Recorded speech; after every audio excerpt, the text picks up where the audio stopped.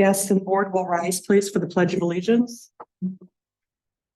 I pledge allegiance to the flag of the United States of America and to the republic for which it stands, one nation, under God, indivisible, with liberty and justice for all. Thank you. Of course, I have no one to call roll, so I shall.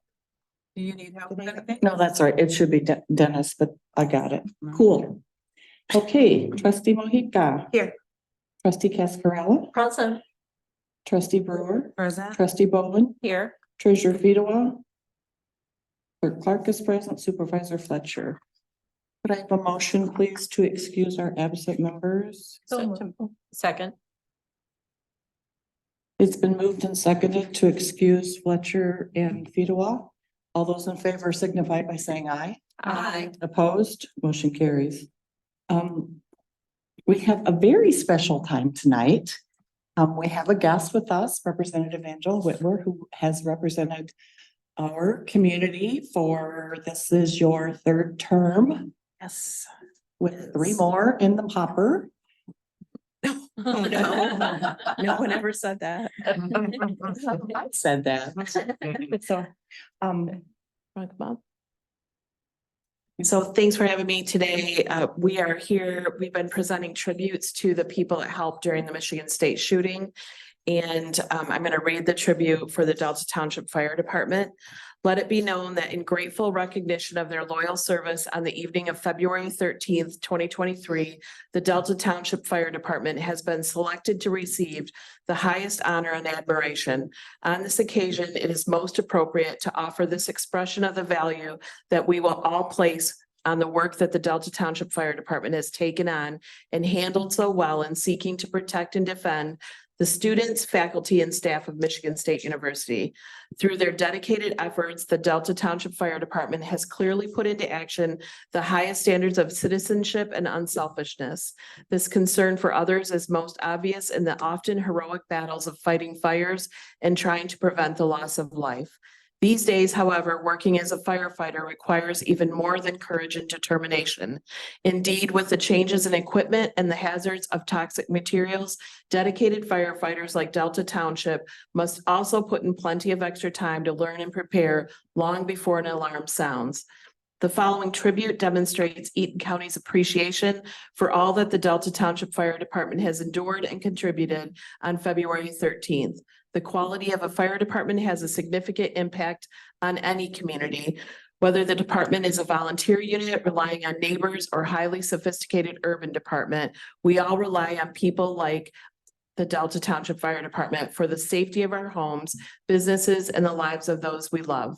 In special tribute, therefore, this document is signed and dedicated to salute the Delta Township Fire Department for their insurmountable bravery and selflessness. May Delta Township Fire Department never forget the positive impact that they have had on our community. And it's signed by myself, your state representative, by our Senator, Sarah Anthony, by Garland Gilchrist, our Lieutenant Governor, and by our great Governor, Gretchen Whitmer. And I want to add to this that it's been really rewarding for me to work with your fire department. They write me notes and keep me up to date on everything. And I'm excited about the next couple of months that we get to work together. But mostly I want you to know how much that we at the state really appreciate everything that you've done for Michigan State, but our community too. It's so important. So thank you. You're very highly respected amongst Eaton County Fire. So let's take a picture. Where do you want to? Yeah, you want to all get in the picture? Sure. Yeah. Yeah.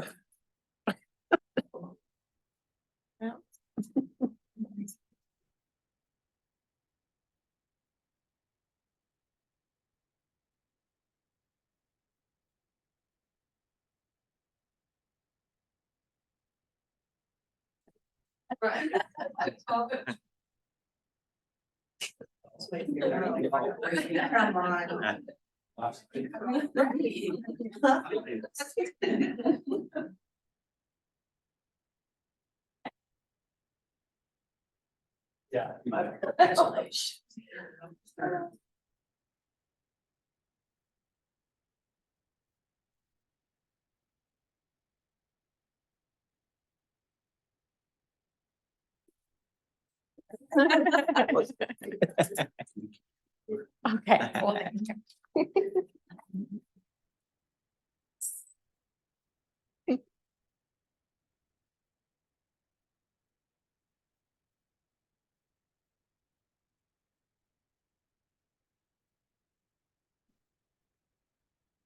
Thank you very much.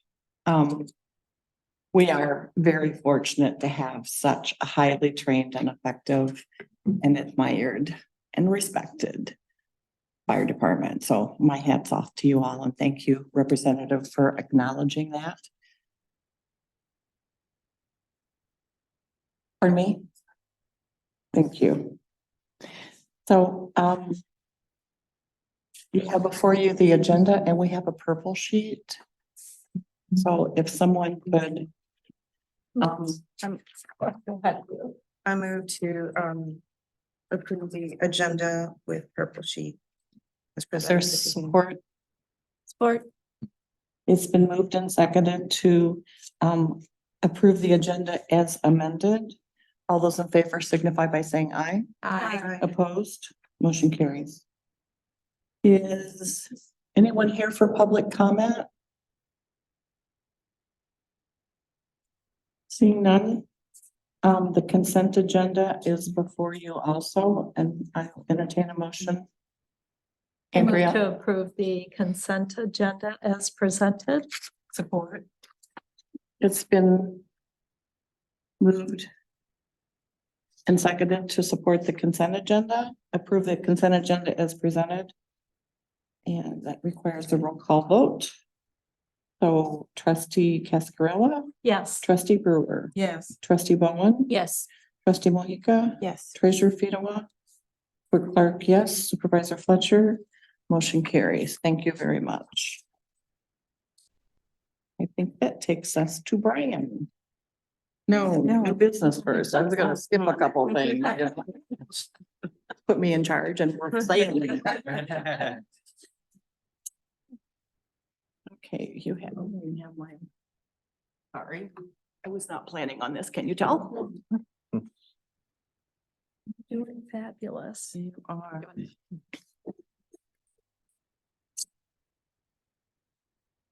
Back, we have before us a motion.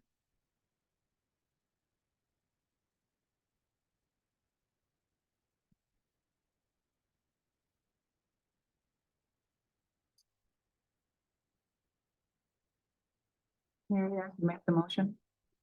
Please do. All right, let me find it here again. I had it. Where did it go? Here it is. Thank you. I move that the Delta Township Board approve the proposed change order number 3 with Kaminga and Roads Boat Inc., increasing the contract price for the Carrier Creek Interceptor Improvement Project to $2,554,466.11.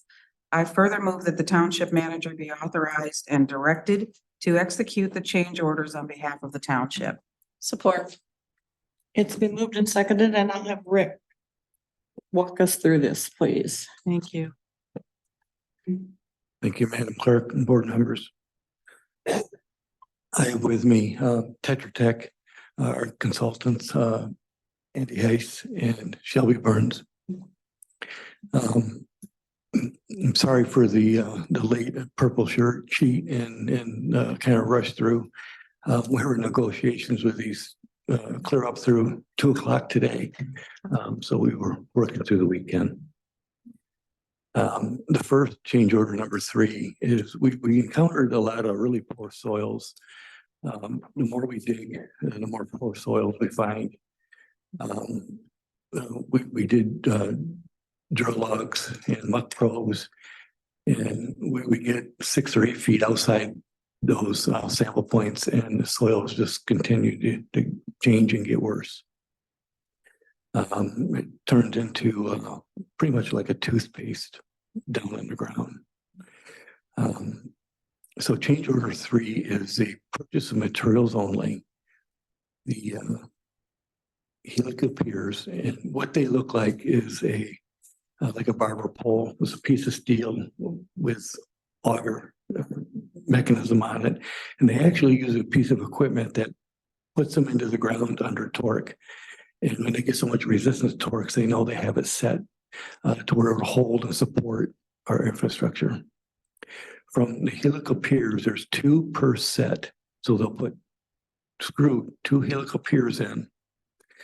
They'll go anywhere from 22 feet to 30 some feet, probably before we're done. From there, they will take a saddle structure. They'll be prefabricated, and this is part of this change order. The piers and the saddle. The saddle will be similar to like a piece of I-beam with some sockets that are welded on the bottom with a saddle to hold the pipe.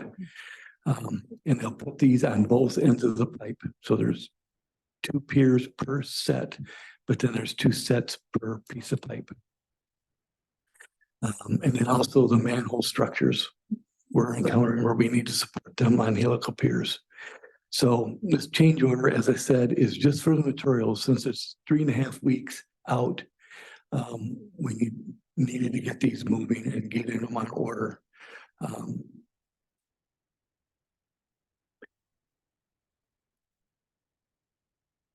And basically, they're coming from 2 different suppliers. One is for the helical piers are coming from a manufacturing. I think they're out of New York, but they'll come as the piers, and then the subcontractor will actually fabricate the bases or the support saddles for the pipe, and they'll be galvanized.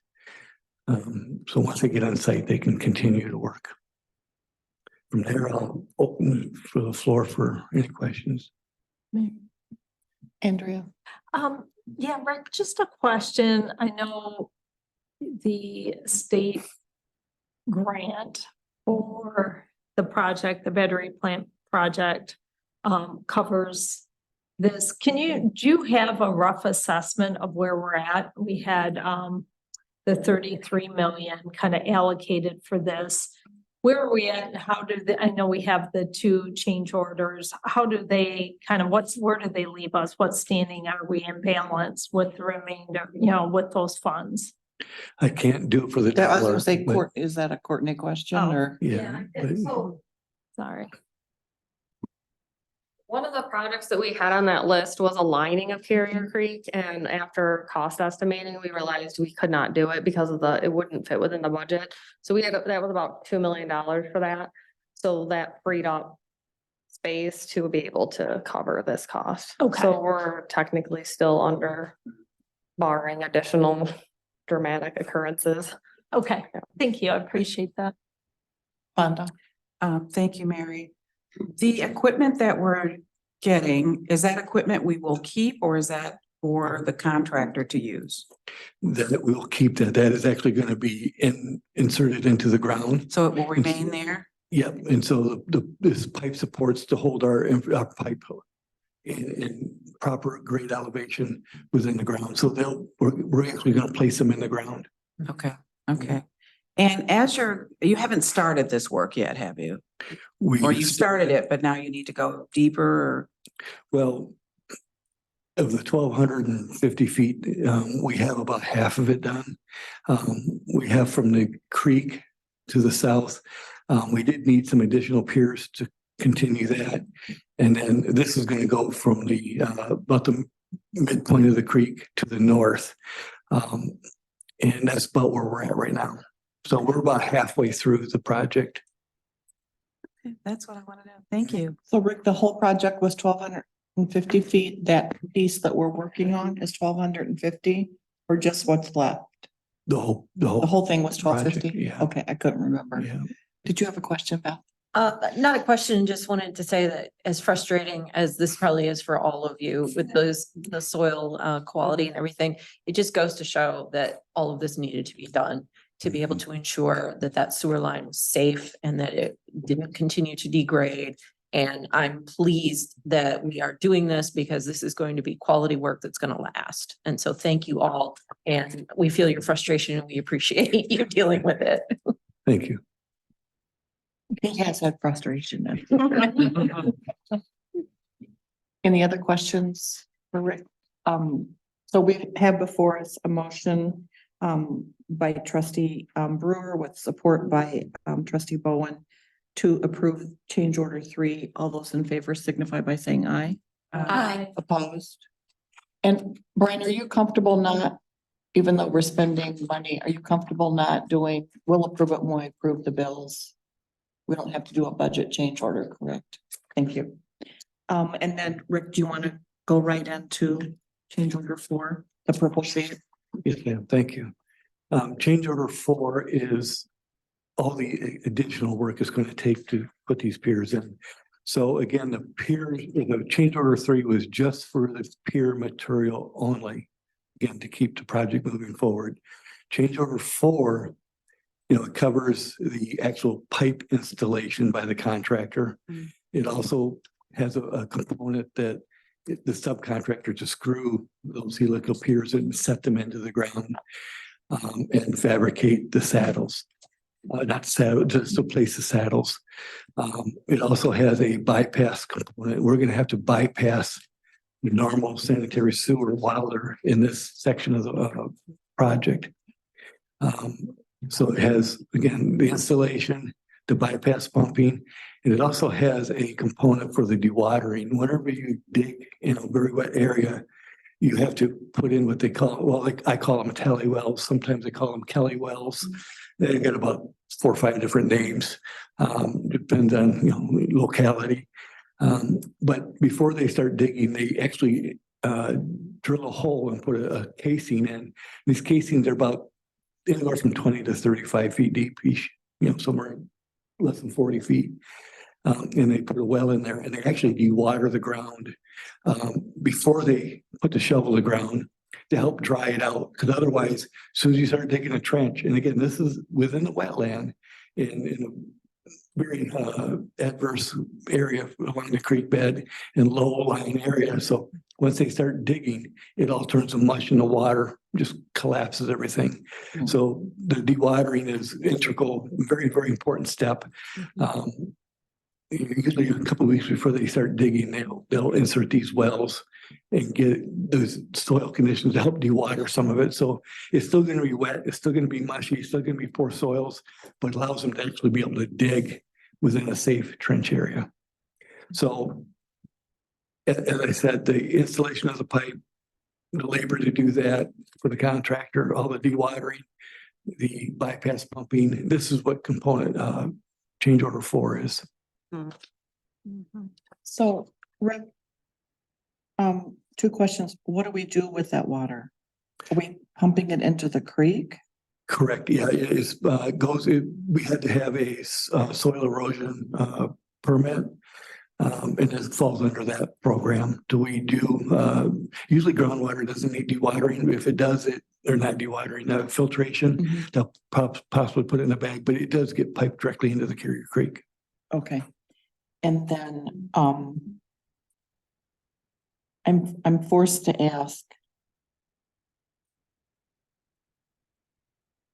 Did we have any clue? I mean, I knew we had bad soils, but how we came about here? how'd we get here? Yeah, that's a fair question. We knew we had poor soils, but during the design of the project, we did have soil borings. And what that is, where a drill rig comes in and drills down 30, 40 feet deep. Problem is you get about a 3-inch diameter sample of that. And we did it under normal best management practices. You do it every 100 feet or so. We also did what they call muck probing. And what that is you take a 5/8 diameter rod, about a 15, 20 foot rod, and you actually push it into the ground. So between the soil core borings, we did that muck probing, and we did that about every 8 feet or so. We even had them come back and do some additional muck probing. And again, what they do with that, they take an experienced person and they just keep pushing this rod into the ground until they feel something solid.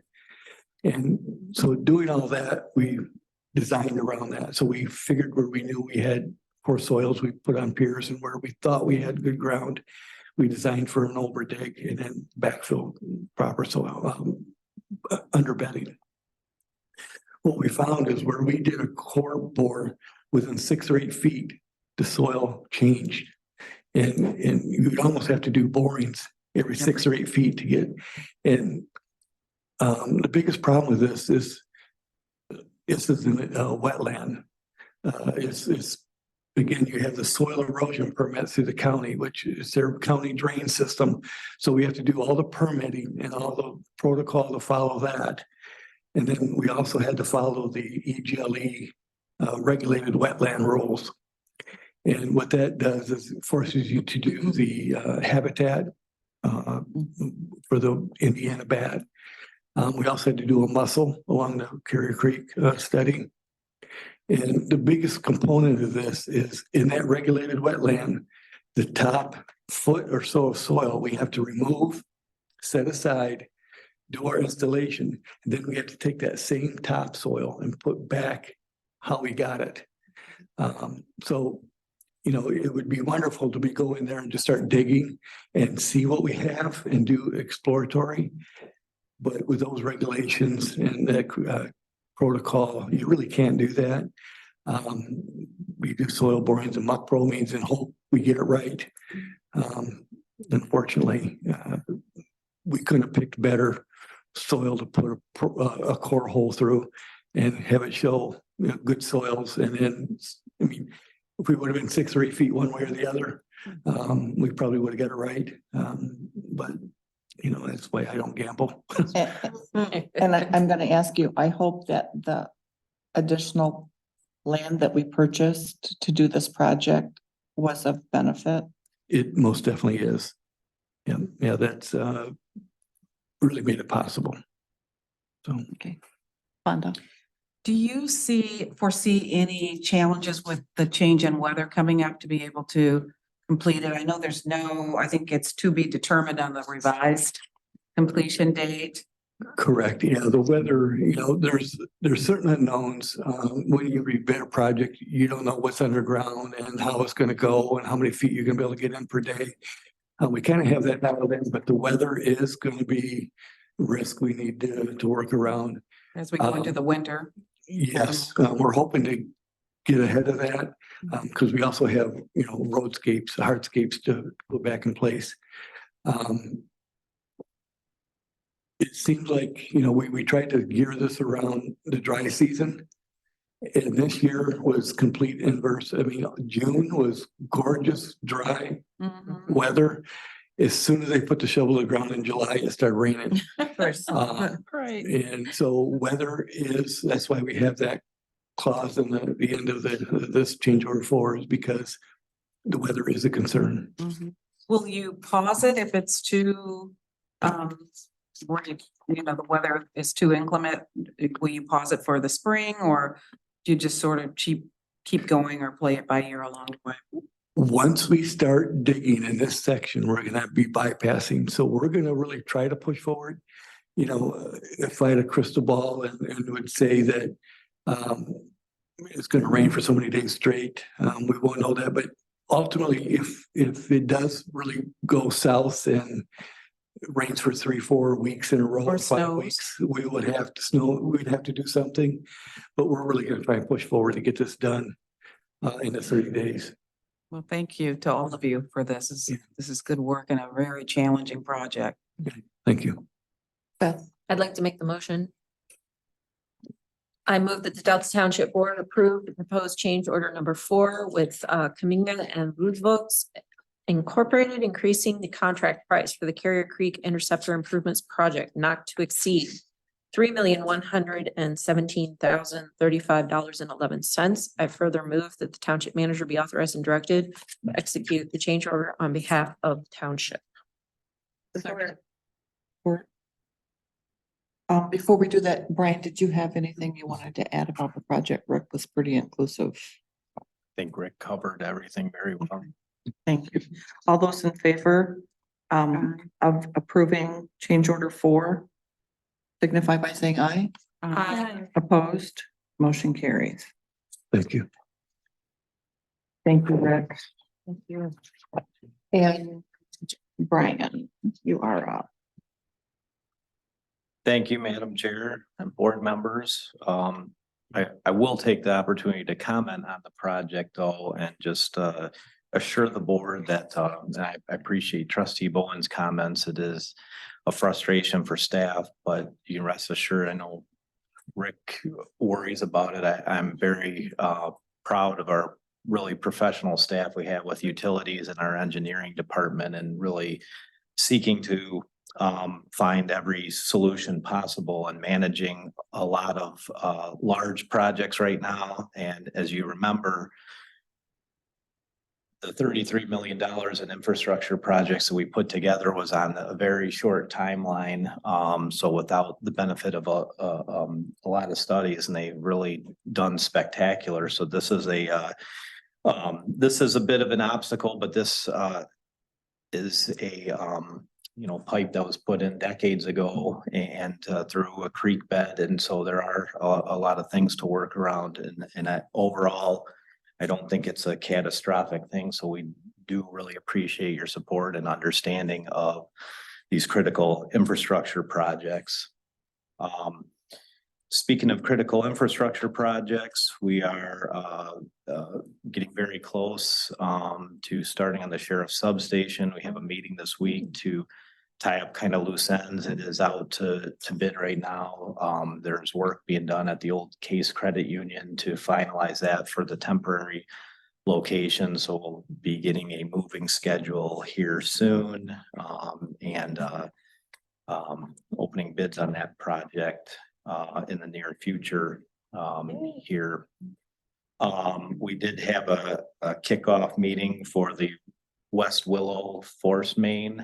So that's part of the money that Representative Whitwer had secured for us. So that is in the a study phase and in layout to make sure that we can install that parallel force main where we think it can go, and then we will move into design on that project. A reminder that the non-motorized transportation plan survey is out. So if you don't mind sharing that, we have 85 responses so far. So pretty good response rate so far for that. Speaking of the Altium projects and the 33 million, we do have the water main that was put into Altium is live, and by the end of the week, they will have the sewer will be operational as well. So that was part of the bid pack 1, 2, and 3. In bid pack 4, which is the equalization tank, water booster station, and other lift station upgrades for GM, they are mobilizing on that. St. Joe pathway and water main project, we're down to 2 easements needed out of 34. So we're hopeful to get those tied up. So again, that's a tremendous effort by utilities and engineering, particularly Jake and Jennifer Bernardin in our engineering department on that project. I wanted to mention last week we did submit a letter of intent to apply for funding for the Mr. Chill program.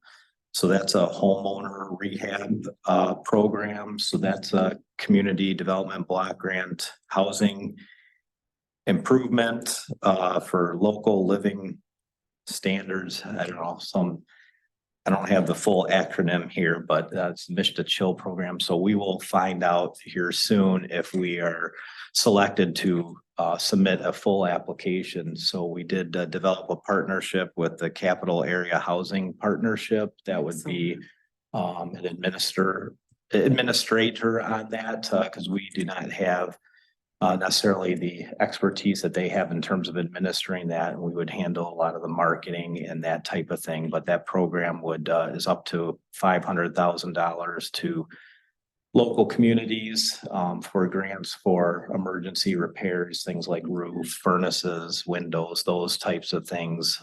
So anywhere from, depending on how we would structure the program, anywhere from $0 to $40,000 grants. But are these for single family homes? Off the Yes, top of your head? yes. It's exciting. owner occupied. Very exciting. Yeah. Storm cleanup continues. Just want to, publicly acknowledge the efforts of our Parks Department and their cleanup of our cemetery and parks. Been a tremendous amount of work, as you can imagine. We have submitted costs to emergency management for reimbursement for some of the storm costs. We estimate roughly around $140,000. We do not have final bills from our drop-off site. In fact, they have not even finished clearing that site yet, but we're hauling away that debris. So we should have final numbers. So if we get any reimbursement, it'll be a bonus, but I think we made it through. So again, a lot of effort from our Parks Department managing that. We may submit an insurance claim. We did have damage to the enrichment center roof on the south side, which is really the better roof, and which will need to cannot be repaired. So that one will have to be replaced. So we did get an estimate. It's about $19,000. So we will likely make an insurance claim on that part of the building. The Delta Now is scheduled to be in mailboxes later this week. A couple upcoming events. We do have the Trick or Treat Trail at Sharp Park, October 10th. Fire Open House, October 12th, at Station 1. That's in the evening. And then Community Awards on November 2nd. We do have quite a few really nice nominations. So those are listed on the website. And then lastly, typically we reserve the committee of the whole meeting in October for any follow-up on the budget. We have the budget special hearing scheduled for the following week. So I don't know if we need to have next week's committee of the whole meeting. So unless anybody sees a reason, we probably will cancel that. It's good. But that's all I have, Madam Chair, but happy to take any questions from the board. Thank you. Mary, Wanda. I just had one question, Brian, about the community center, Droid Center. Has the repairs been completed for that location? I know there was an automobile that ran into the side of the building. They have not been completely repaired. Courtney's been handling that project. They did the windows and the fence within it. They did one window today, the other one tomorrow. But the inside. Interior's done. Interior done, yes. Since August, but they were still waiting on those windows. Thank you. Close. Any other questions? I think we need a motion to cancel the committee of the whole. So Wanda, I move that we cancel the committee as a whole for October. their support. Been moved and seconded to cancel the October committee of whole. All those in favor signify by saying aye. Aye. Opposed? The only other thing that I have is, just to let you all know, and, I'm gonna have Mary put it in this week's, Township newsletter internal, but the, ballot drop box at the library is installed.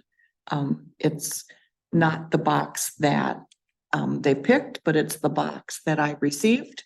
So it's there for, at least for the interim. And it'll be shuffled around a little bit, but for the immediate, we are required by law to have a second site. And so it is functioning. And again, it will only be a box that is accessible during the span of elections. So that it will not be open year round for accounting to have to go pick up water bills. So any other Questions, comments, Fonda? Just wanted to share condolences to Supervisor Fletcher on the passing of his brother. Thank you. So for those of you that aren't aware, Supervisor Fletcher's brother died very unexpectedly last week, I think on Thursday. So we will share that. I think Brian's been in communication. That, I think, concludes everything. Captain Block, do you have anything? Thank you for being here. And we are adjourned. Thank you.